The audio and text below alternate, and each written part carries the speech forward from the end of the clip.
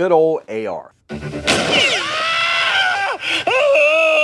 This is a gun that liberals and the media love to hate on and conjure up fear around, but if they knew anything about guns, they actually wouldn't pick on this one nearly as much as they do, because today we're going to talk about 7 guns they should fear way more than any AR-15 on the market. Now, why they pick on this gun specifically is kind of obvious. It looks kind of scary. But if we get past the aesthetics, you'll find that the guns on this list, some of them look equally as scary to some, but also they provide some of the same benefits, if not better benefits, than what the AR can. But for some reason, well, we kind of know the reason. They love to just pick on this one specifically because it's kind of low-hanging fruit. But today I'll mention those 7 guns and what makes them as good or better than any AR out there. Now, got to give credit where it's due because I saw this title in Grand Thumb's M1A review and I thought it was fantastic. So I thought, hey, let's do a 7 video based around that title because it's so good. So big thanks there. If you like what I do here, make sure that you subscribe. And of course, I want to hear your opinion after the video. No matter if you agree or disagree, leave your own list of guns that you think should be feared more than the AR. Or if you totally hate my list, leave your own down below. Let's go ahead and jump right in. Now, I'm going to get rid of this gun here in a minute, but what makes this gun feared, if you will? Well, it's talked about so much in the media, and it basically comes down to its looks. And, you know, it's really not nice of liberals to do that. You know, you should never judge a book by its cover because underneath, this is a soft shooting rifle that anybody can use. What makes it so important in the United States, though, is the round, the capabilities of the round, 223 or 5.56, but also the fact that you can get these in multiple chamberings. If you're a deer hunter, a long-range shooter, or just somebody that believes in the Second Amendment to its core, then you'll understand why everybody should own one of these guns. They are just fantastic. The modularity, the things you can add, the simplicity of them, they really are a fantastic platform. But let's bring in 7 more that are equally, or should be equally, feared as this one is. Let's start out with one of the best AR alternatives on the market, in my opinion, and that is the Honey Badger. Now, besides the ATF's infatuation with this gun and them literally trying to shut down the company Q that makes the Honey Badger, not a lot of people in the media actually talk about this gun. As a matter of fact, they'd probably see it and be like, oh yeah, that's an AR-15, 100%. Well, actually, no, it's not. This is a piston-driven gun. It's got a way different buffer spring here in the back. When I did my review, I talked about all of that kind of stuff. But it does share some similarities with the AR, which are mainly pretty much the controls, right? So while there is some modularity between the two platforms, this one, generally speaking, is a heck of a lot more expensive, even than some of the most expensive ARs out there because of the build quality, the components. The trigger in this thing is way better than, I would say, 85% of the standard off-the-shelf ARs out there. Uses the same type of mags, by the way. So it looks very similar, and I could see why some that don't know anything about guns would say, oh yeah, that's an AR. But again, it's actually not. Now, this one is made for 300 Blackout, which is a fantastic round, especially for anything that's kind of close range home defense, because you see, you put one of these mufflers on it and it actually is super, super quiet. So it's great for home defense because the last thing you want is letting off an AR inside of your home within 10 feet and in an enclosed space. I mean, you're going to cause permanent hearing damage to pretty much anybody that's inside of your home. So this is a nice, light, handy platform that, again, is made for kind of close quarters type of stuff that you, if you had to use this inside of your home against somebody trying to hurt you or your family, you absolutely could, and is a better replacement, in my opinion, in a lot of ways than what you'll find in an AR. Now, before we go any further, I want to thank my friends at Hold Up Displays here for sending this wall that you see behind me now, which replaced the old wall that I had before. And it's made this space look 1,000 times better, but it's also added some practicality to my firearms, having them at the ready, but also having them secured at the same time. Now, of course, this is a locked room that you're looking at right here, right? And that's one thing that you always want to consider when you do something like this, but they also provide locking slats so you can add one more layer of protection if you decide to utilize something like this. Now, they have a variety of different setups and colors. I went with the black walnut because it just looks amazing. And then they also sent me the American flag gun wall where I put a lot of my World War II stuff on it, and I think that looks amazing as well. So anyways, they've actually provided y'all, specifically my community here, with a special discount. So anytime you spend $100 or more, you actually get $50 off. Now, they also have tiered discounts. So let's say you spend $500, you buy one of the American flag walls or whatever you buy. Well, now you actually get $100 off if you use my coupon. The only way to do that, though, is to email my friend Tyler. I'll make sure to leave his email down below in the description and, of course, on screen. So you get that $50 headshot promotion exclusively through my channel. Save yourself some money on a quality US made product. 100% recommend these guys and really appreciate it. Now, here's one that most liberals are not thinking of, or people in the media, same thing. They're not thinking of this gun when they're trying to demonize or, you know, conjure up some gun control stuff or whatever it is they actually do. This is one they don't really think of. This is the SKS. Now, maybe you've heard that because it was actually the gun that the second Trump assassin tried to take him out with, but you may be saying, well, dude, that looks so much different. Well, that's one of the great things about the SKS, even though I prefer it in this configuration, which is stock, right? This is a Russian example. You can sporterize these things. So instead of having this internal box magazine that holds 10 rounds, you can have traditional AR or AK style mags. So you can increase the capacity. You can add things to get a scope on this gun, right? And add some modern furniture to make it look more like a modern gun. And heck, you can even have adjustable stocks, right? So you can adjust the length of pull, whereas this one just has one length of pull. There's no pistol grip on it. It's just a super iconic Cold War gun. But even besides that, even in this configuration, this thing is so easy to use. You get some stripper clips, you load the internal 10-round magazine, you load it up, let the bolt go home, and now you have a gun, even with the iron sights, which are adjustable in the rear, back here by the way, with the 7.62x39, same round that the AK uses, and it is, again, one of those guns inside of, I'd say 300 yards, better yet 200 yards. You can really have a lot of fun at the range, or you can use it for a protector of yourself and your family. So when you see an old wooden steel gun like this, it's just really hard for anybody in the media to convince people that don't know anything about guns that this is one of the scarier guns out there. But again, when it comes to the round this shoots, which may not be as effective at longer ranges like the 5.56 I just showed you in the AR platform, this thing is still incredibly accurate. And like I said, there's a lot of things you can do. A lot of people sporterize these things back in the day because you could buy these things for 75 bucks at one time. Now they go for much more than that. And so it kind of made it a better choice for some even back then, because you could arm a lot of people in your family. If you had a family of 10, you could arm them for under $1,000, right? To protect yourself and protect your home. That's pretty freaking incredible. That's an incredible value, right? This is still one hell of a gun that they just don't know about. Now, I know what some of y'all are thinking. Why would you make a video like this? You're just bringing attention to all these guns that they don't pay attention to. Well, when it comes down to it, if they were to ever try any kind of assault weapons ban or anything like that, they're going to have guns like this on the list. They did it the first time. They will try to do it again, I'm sure, at some point. So don't kid yourself in thinking that just because the majority of people that are reported to don't know a lot about guns doesn't mean the people that are writing the bills to restrict your gun rights don't know which guns that they want to keep out of Americans' hands. So I just want to state that right there. But this is the next one.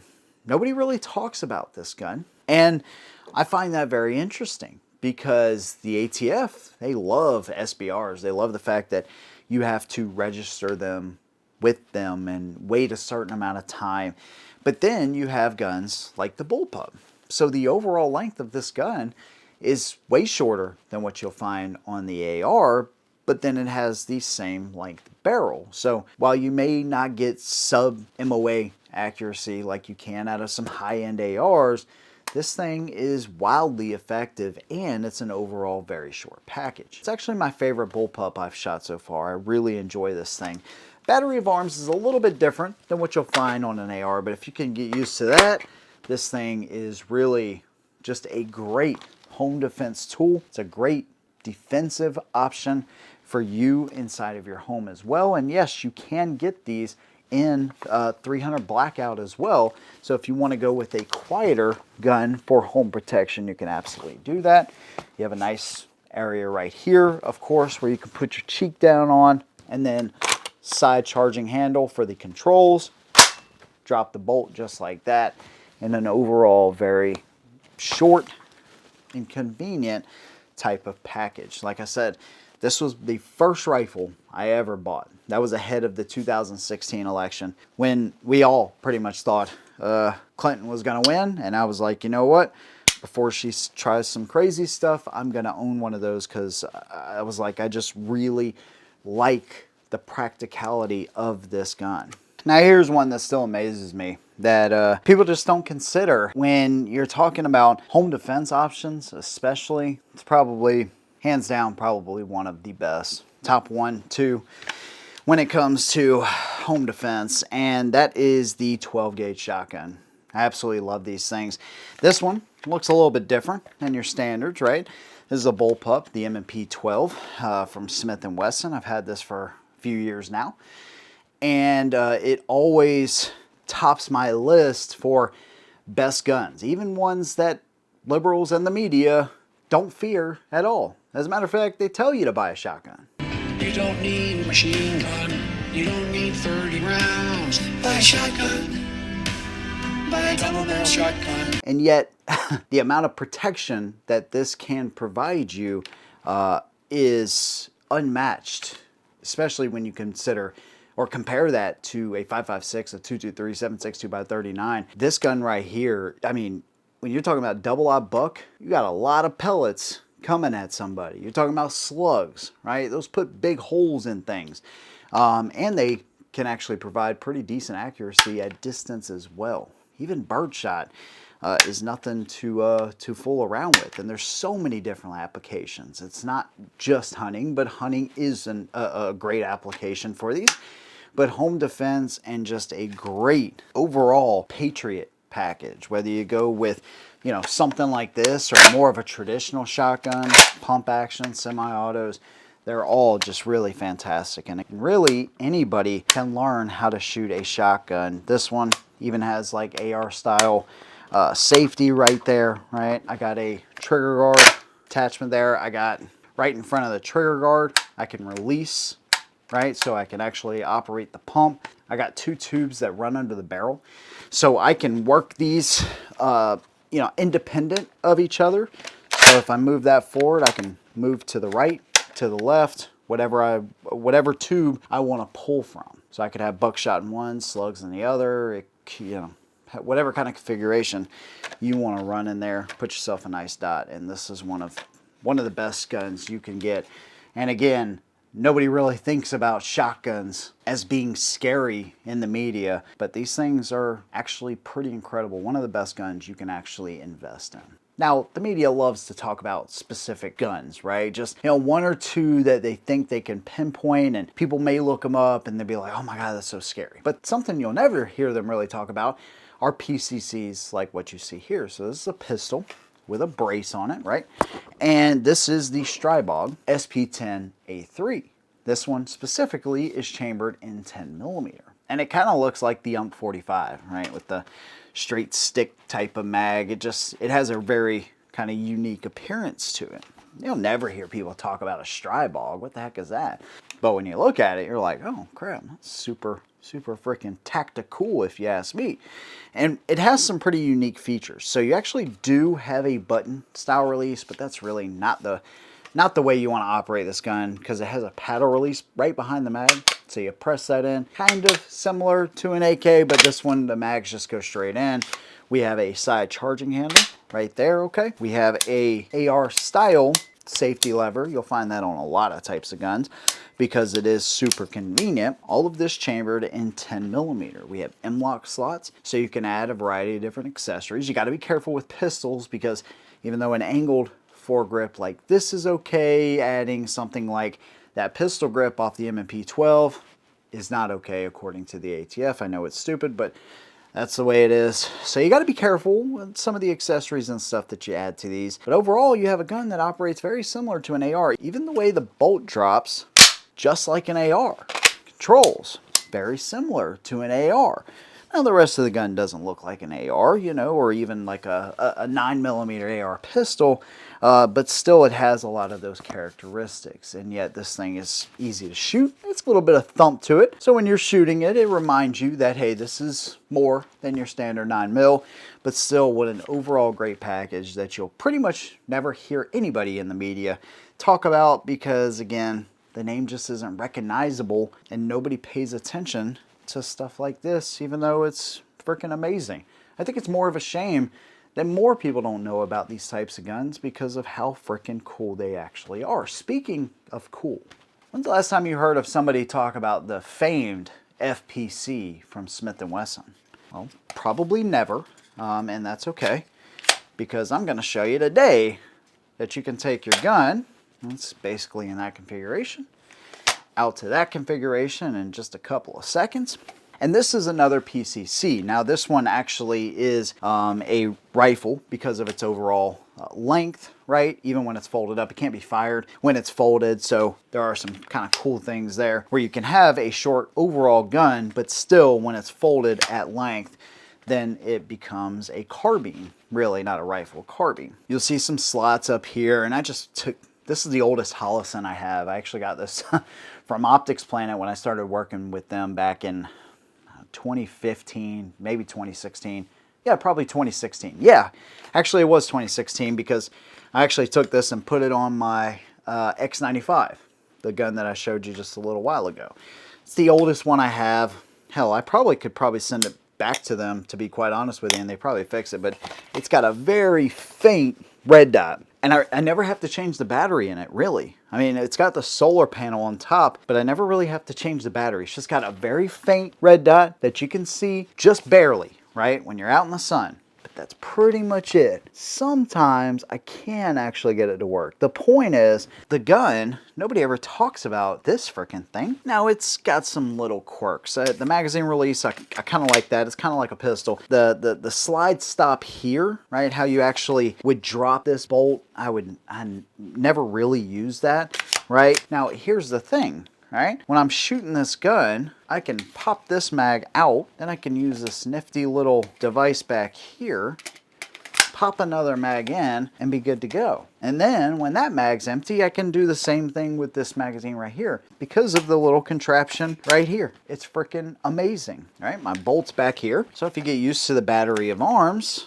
you got yourself a little survival 9mm gun you can pretty much take anywhere. If you're backpacking or hiking or camping or whatever, this thing is really light and fantastic, and you can hold a lot of rounds, and you don't have to carry those extra mags on you in your backpack or on a holster that's on your belt or anything like that. You can just have them all right there on the gun. But you'll never hear any stories about the FPC, because when they're pushing for gun control and stuff, this really isn't going to get as many clicks as something like an AR will. Now here's one that I find kind of funny, because some of the major manufacturers I've mentioned, like Smith & Wesson, others like Grand Power, unless you're into guns, you don't really know about them. You know, even like IWI. There's people that know about them, of course, but not as many. Not like a Smith & Wesson, a Ruger, a Glock, you know. or just an AR, right? Or just an AK. You know, that's how the media likes to portray them. And this is one that I think is funny because unless you know guns, you probably will never hear the name Canik. But let me tell you about Canik, specifically this one right here. This is the TTI Combat. And I just recently reviewed this gun. I gave a brutally honest review of the gun. But let me tell you, when it comes to triggers and shootability, capacity, ease of use, this is way better than any Glock I've ever put in my hands. Now, sure, it's a little bit bigger, a little bit heavier than the Glock. It has some really awesome kind of cuts in there, lightning cuts in the slide. It's ported. It's pretty much everything for a striker-fired pistol, right? Rocking a Trigicon on top. It's just an overall fantastic gun. But let me tell you, it's just got one of the best triggers of any striker-fired gun on the market. And when you couple that with the Trigicon RMR that is on top, it makes for one heck of a package. So I got a buddy that, you know, he's wanting to learn how to shoot so he can protect himself and all that. And I think that's great. And so my job doesn't stop when the cameras stop rolling, right? If I can help somebody out and teach them how to shoot, well, I think that's a pretty great responsibility that I have because, you know, even though I spent thousands of rounds and tens of thousands of rounds at this point and a bunch of time learning all of this, it's still, I feel like I kind of have an obligation to show close friends, right? I can't do it all the time. I just don't have the time for that. But when I can, I like to help people learn. Well, this is one of the guns that I helped him learn on because it is so easy to use, right? And much easier than any kind of Glock. Again, I respect Glock for who they are, but they're not the easiest guns to learn how to shoot. Most people that own Glocks, they do a bunch of mods to them so they shoot better, where this, right out of the box, is just one of the best shooting guns. And the capacity is fantastic as well. Everything around this gun really is great, and the price is pretty freaking amazing too. So while you won't hear about the Canik TTI Combat from the media when they're trying to push through gun control, just remember this is one of the best pistols that you can buy in 2025. And the last one for today's video is a brand new gun that I got in from Ruger, and this is one I have yet to review. This is one of their carbon fiber 1022s, extremely light. It's got the Magpul X22 lower here. It's got a stainless steel barrel with this like carbon fiber sleeve. It's threaded, right? So 22 is a great suppressor host, and you have a 10-round detachable magazine.